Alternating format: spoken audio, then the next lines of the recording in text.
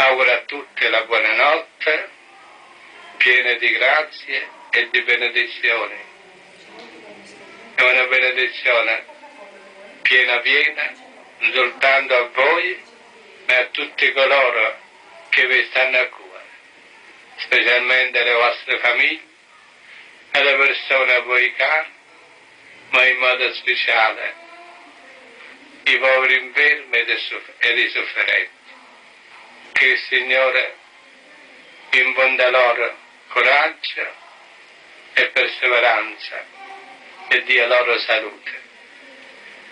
In nome del Padre, del Figliolo e dello Spirito Santo, così sia. Sia lodato Gesù e Maria.